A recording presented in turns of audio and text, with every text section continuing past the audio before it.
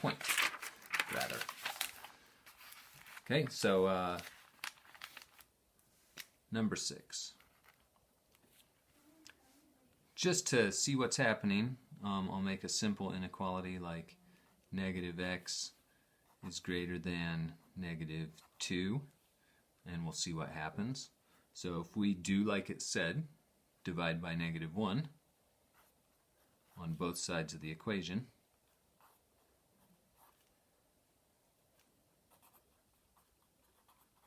a couple things happen. One is negative x divided by negative 1. Well, negative divided by negative is a positive. Dividing by 1 doesn't change the value, so on the left side of our inequality we have an x. Similarly, negative 2 divided by negative 1. Negative divided by negative is positive. 2 divided by 1 is 2. So we have a 2. But that's not the only change. We also have to turn the inequality symbol the other direction. Okay? So, to answer the first question, which was describe the result of dividing both sides of the inequality by negative 1, the description is that all the terms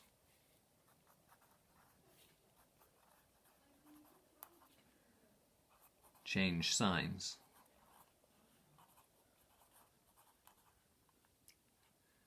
That is, positives become negative, and negatives become positive. But that's not the only change. This would have gotten you half a point if you said something like that. The other thing that changes is the direction of the inequality.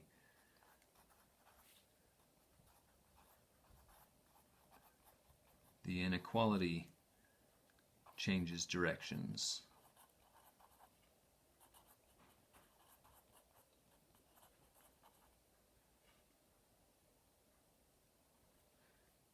So less than becomes greater than, less than or equal to becomes greater than or equal to, and vice versa. So this is what happens when you divide by negative 1 on both sides of the inequality. All the terms change signs, and the inequality symbol changes directions. Alright, so that would get you a point, and that was a point that was part of the overall score, possible points of 21. Then for a bonus point, explain why that happens. You could do that in a few different ways. You could show me that, so here's for why. You could show me that if we had done it with another method instead of dividing, say we started with negative x is greater than negative 2, and we took different steps, say we added x to both sides, we'd get 0. Negative x plus x is 0, and we'd have x minus 2 on the left side. There's an x that we've added to negative 2. And then, if we want to get x alone, we would add 2. And that would give us 0 plus 2 is 2. We're also adding here.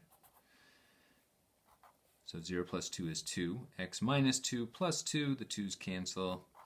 And we see here that we've got 2 is greater than x. Alright, we know this is true because we've done it with just addition and subtraction on both sides of the equation for all of the inequality, for all of the inequalities we've solved. So we know this is true, and if we graph it, the graph looks something like, here's 0, 1, 2, 3, there's negative 1, negative 2.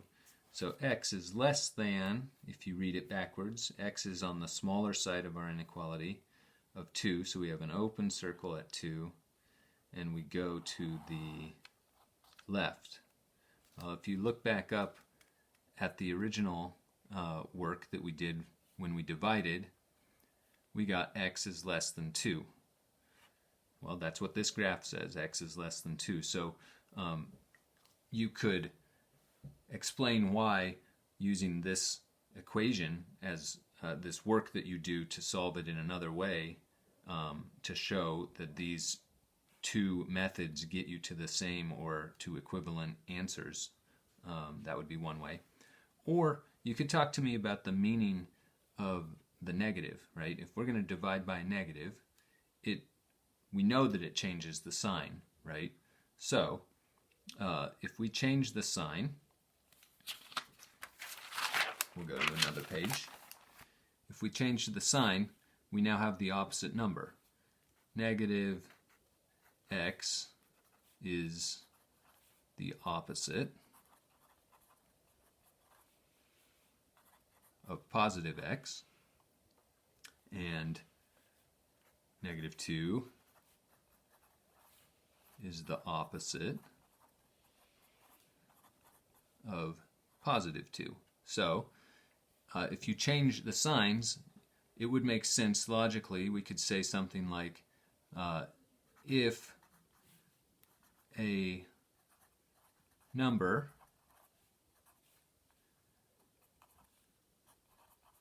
is less than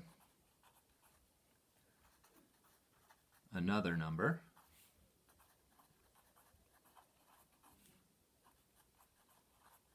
then its opposite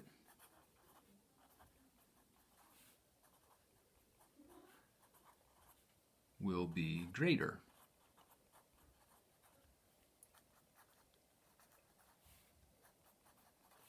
Than the opposite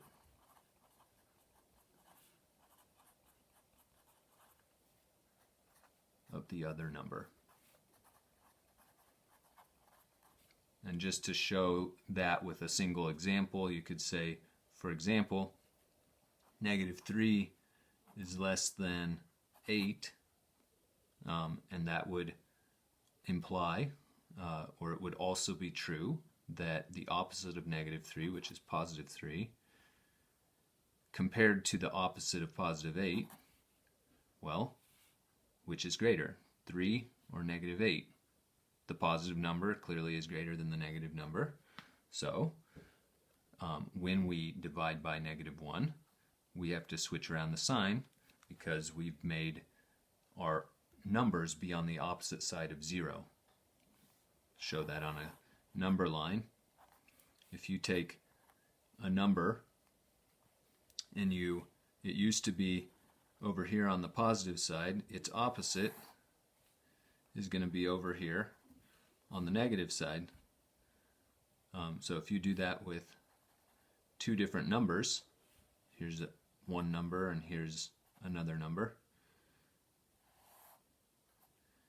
and you switch sides, look, this first number was greater than the second number, but when you move them to the other side, now the new first number is further to the left on the number line, which means it's a smaller number.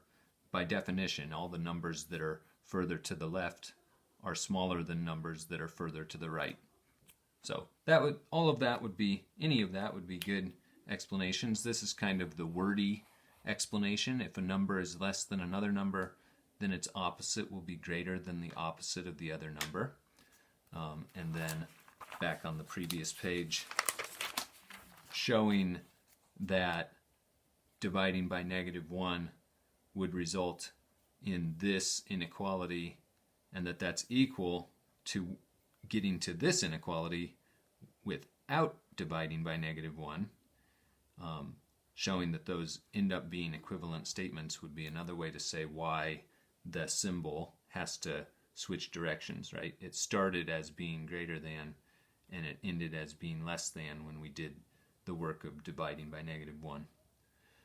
All right, we'll see you tomorrow.